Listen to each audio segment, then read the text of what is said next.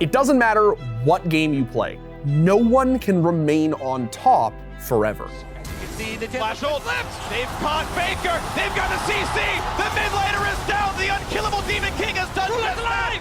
The ulti comes out. It's such a close exchange. For now, they're winning, but Perks is coming in. This is his hero moment. If he wants to turn this fight in favor of team, this could be the game. He gets the fight moment. Faker's gone. Again. Damn old legends and old legacies. Goodbye, Faker. Goodbye, T1.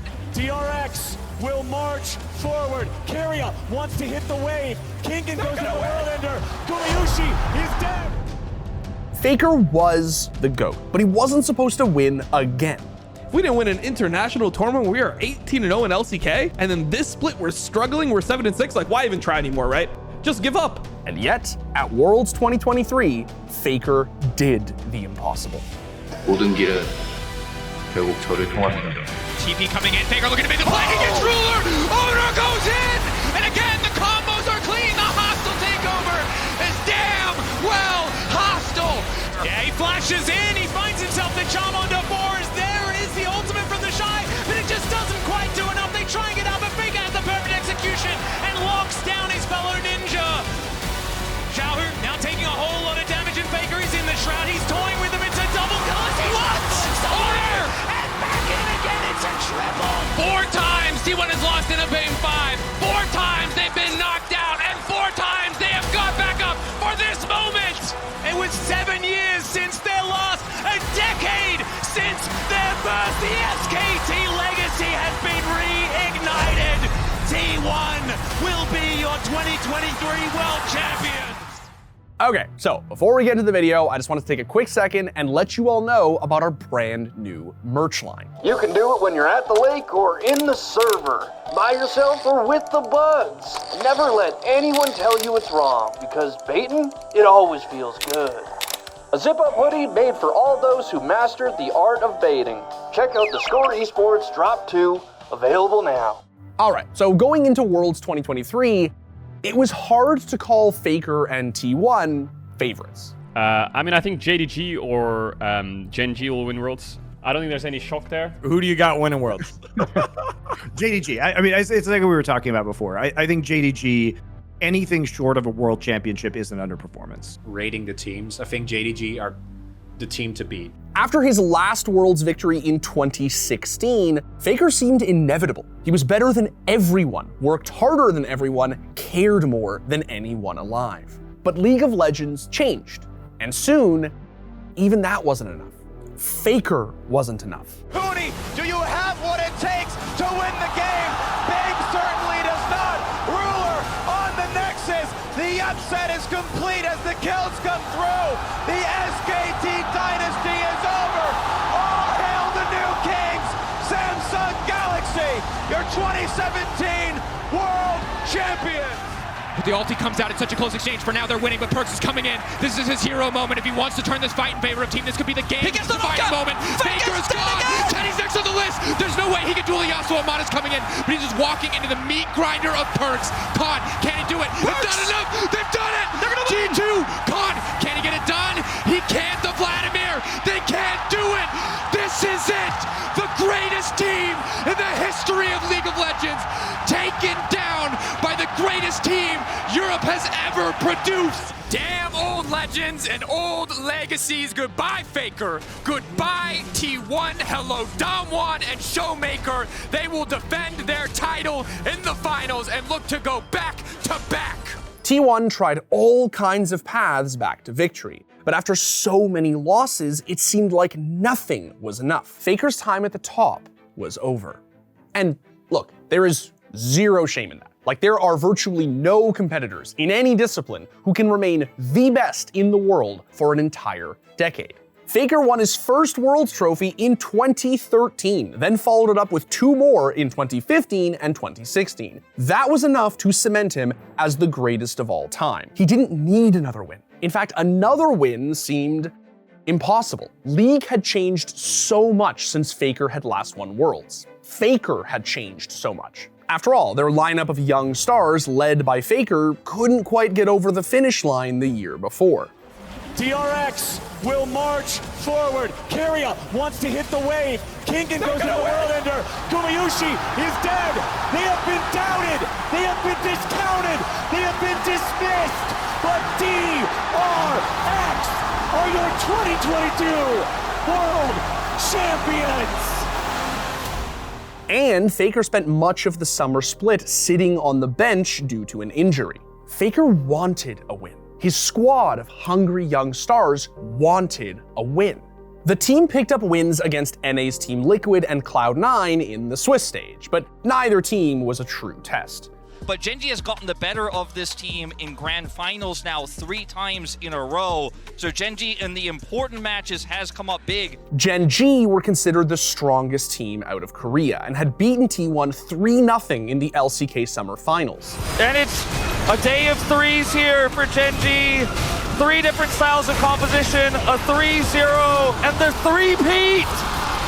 The three-peat is coming to life. Gen.G will do it once again. They take out T1 in an epically dominant final, and they take the 3-0, the 2023 LCK Summer champions. Their win over T1 just felt inevitable. Oh boy, Faker trying his best, but I think Gen.G have their sights on the Nexus as a massive equalizer over the top. Just the cherry on top as Gen.G dominate from about 7 minutes onwards to take down this best-of-1 against T1, and they will move on to 2-0 and take this big victory. And with more powerhouse teams lined up in the Swiss stage, if Faker wanted to make top 8 again, it seemed like he would need to rely on his teammates. Going through World's history, you know, things Faker does. 2013, always these amazing mechanical outplays. Things Faker does has changed a lot in the last 11 years. Now the thing Faker does is get a bunch of really mechanically talented players around him, hold his own in mid lane, and press his F keys really good and talk. Faker just wasn't the mechanical superstar that he was in his younger days. It seemed like he could no longer rely on being the best player on the planet, but his veteran experience on the Rift was how he could help his teammates succeed. And to their credit, he was at the helm of an extremely talented squad of players. Zeus was one of the best players in the world, and he helped shift the balance against Liquid.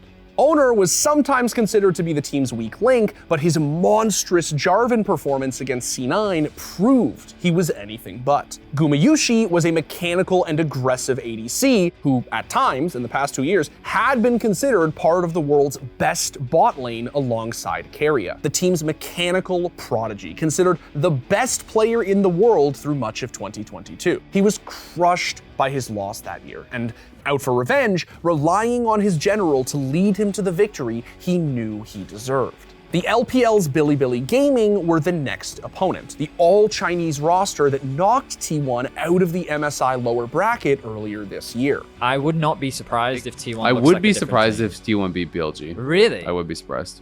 And T1 crushed them. Keria finds a tongue lash on the Yagao. No more follow-up here just yet. Nice root coming out from Gumayusi. Now they're gonna go in. There's the wombo combo. T1 ain't gonna kill anybody just yet. Yagao barely gets away. Owner's ready to swoop in for the Cataclysm. And on gets turned off. Gumayusi flips the switch. And now Shun tries to fire back. Massive double kill over the top. Gumayusi is shooting straight.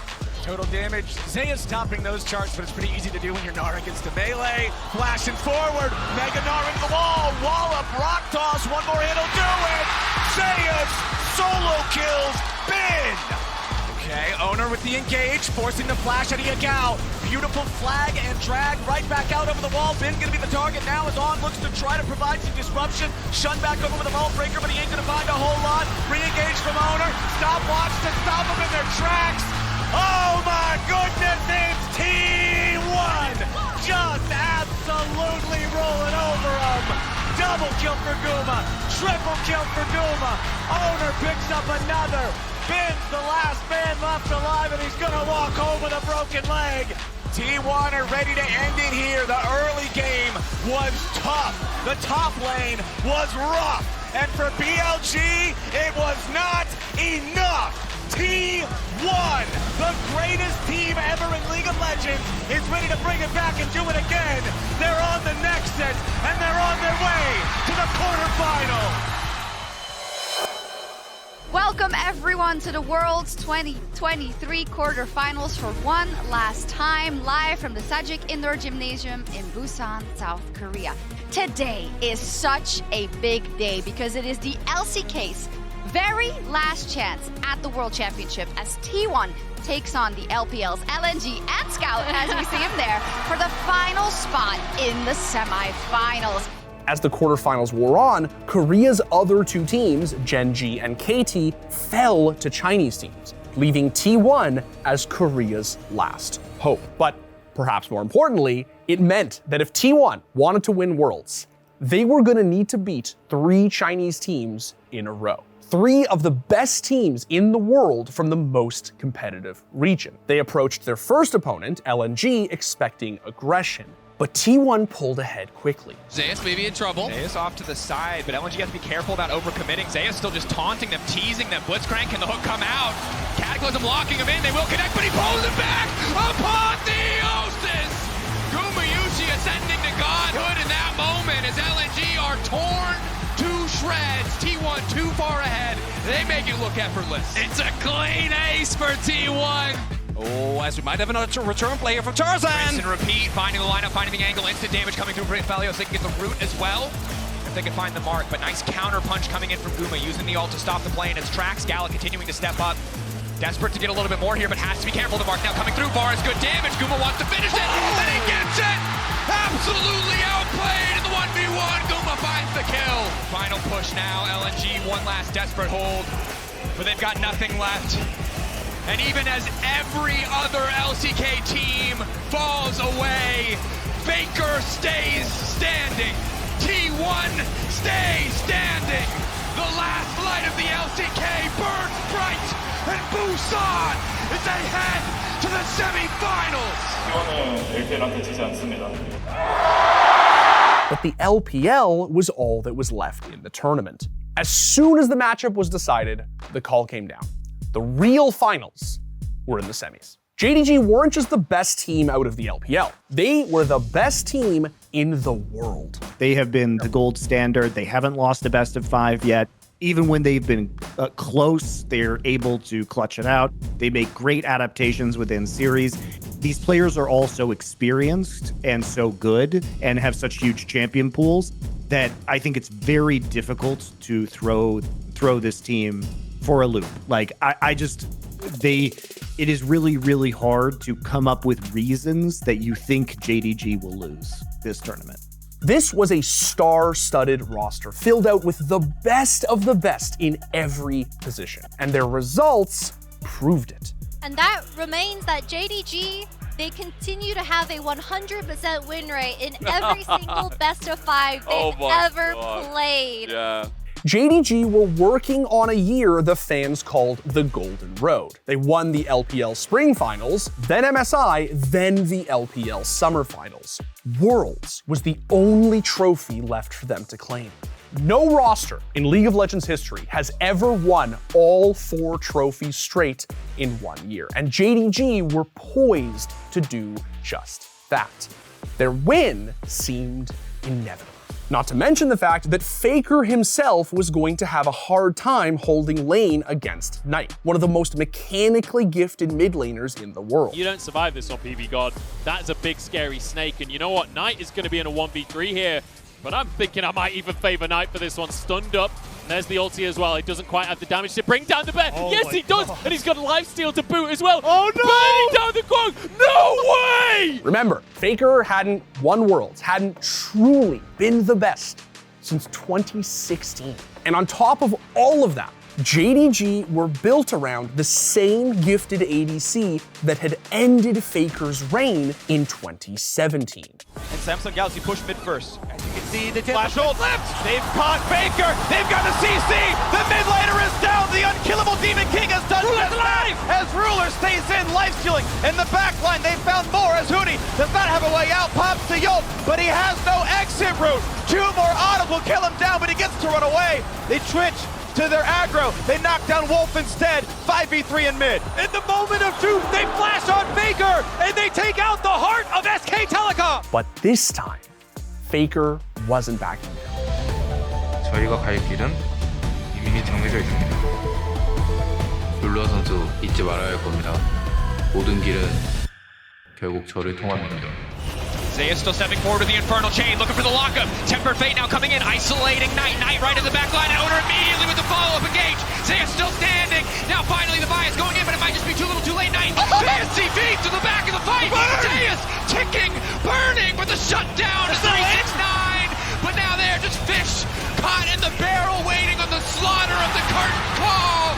T1 stepping in and dominating the Herald fight.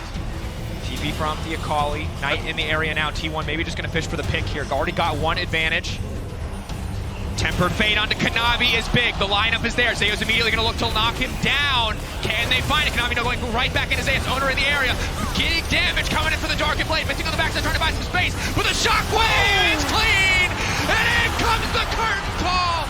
And it's Zeus wreaking havoc on all of JDG to finish the fight. T1 looking to break over the base of JDG. Despite a confident Game 1 win from T1, JDG rallied and crushed them in Game 2. At every position, in every lane, T1 were simply outmatched. JDG just looked better. Until now, Faker relied on his teammates to lift him up to this moment, but they couldn't do it all without him. In this ultimate test of their abilities, they needed their general to become the unkillable Demon King once again. It is very tough not to have the cleanse. Zeus on the flank, Zeus on the side. TP coming in, Faker looking to make the flank against Ruler. Owner goes in, and again the combos are clean. The hostile takeover is damn well hostile. T1 looking to leave no survivors alive. 369 admits the entire team will get absolutely nothing. T1 in the clutch are too damn clean. Baker predicts Ruler's flash. He gets there first. He catches them with the ultimate. It is a clean ace. With JDG pulling away in Game 3 in what looked like a hopeless situation, Faker turned back the clock and put his teammates back in the fight, giving them one more shot at the grand finals. And they did not waste their chance. For T1, do they want to stay for the fight? Knockup coming through. Owner caught up. Flag and Drag will take him out to safety. Kanavi burning on the back side. Owner still standing. Ruler with the lightning crash now trying to go in. But goes golden. Carry buys a bit more space for the rest of the team. Arrows coming in from the bars. Ruler incredibly low, but maybe, just maybe, he can turn it back. But Guma still standing tall. He can't walk into range. T1 starting to feel like an inevitability. Ruler, Zeri, not enough. T1 are running JDG in circles in these team fights. At the cost of very little. Owner walking more, but Faker now dominating. Kanavi, a massive mistake. Carrion now going in, the Ruler's untouched. Goes golden, and now Ruler looking to take over the fight. Ruler still standing, but Guma still standing. Guma firing back. Ruler goes down. Guma's just better. Falling apart under the pressure. JDG's hope dwindling. They've taken down BLG. They've taken down LNG. It is not LPL versus LCK. It is T1 versus the LPL. And they like those odds as they move to finals. The doubt was gone. No one could deny that Faker was well and truly back, and his squad were out for blood. Weibo simply didn't stand a chance. Nature's Grasp flying forward. Owner still has that GA. Remember, Chris going down so incredibly low. Zeus just executes the Chai up to the side, and there is another one. This guy's Yone is just absurd. And the inhibitor's going to go down. Weiwei is burning there as well. As now Xiao Hu tries to be the hero, but it does not work out. And I think T1 are just going to end Game 1 here. It looks like T1, they don't want to deal with it. Faker dashes over the wall. Remember, they don't have a turret here. The Charm is going to split them. Carrier tries to get it. He goes forward and then just explodes. And then Owner thinks that that's his moment. It's a double again for this Nocturne, and he survives. Yep, Xiao Hu already taking a bit of poke damage. Light will turn up. As 4 members are here, teleport event not available for the Shy, but they dive in. The turret goes down, the needlework just rips the center to shreds. Zeus just by himself destroying everyone. Hostile takeover comes in, Light has the cleanse, but you can't cleanse death. It's It's a triple kill for Zeus, and they'll get to work on the inhibitor. It might just be the game right here. It's heartbreaking as now they take a magical journey over Zeus. He likes this one though, 1 versus 3. He's absorbing so much the Emperor's Divide. It comes in, but he's still alive. What is going on? Faker Tiny's up the burst. Everyone's just exploding as Weiwei trying to get something done, but it does not matter. T1 are too strong. 4 times T1 has lost in a game 5. 4 times they've been knocked out, and 4 times they have got back up for this moment. It was 7 years since their last, a decade since their first. The SKT legacy has been reignited. T1 will be your 2023 World Champions. Faker's impossible decade began and ended with him hoisting the Summoners Cup, the sole returning member of the roster. It's been so long since I last won Worlds, so it feels surreal right now. But I just want to say thank you to all the fans out there, and I will keep working hard for my fans.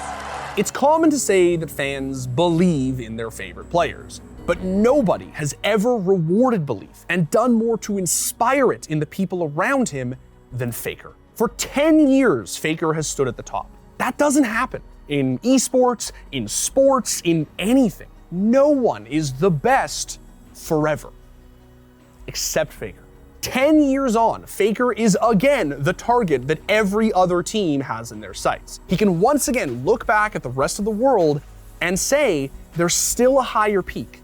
Let's get there. And maybe that's why the moment he won, Faker first looked back at his teammates and smiled like it was 2013 all over again.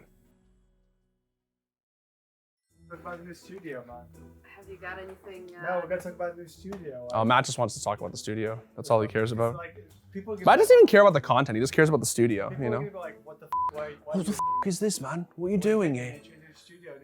What's this f***ing studio, man? This is the Faker of studios. This is the GOAT of studios. That'll do. That's it, done, easy. What higher compliment is there than that?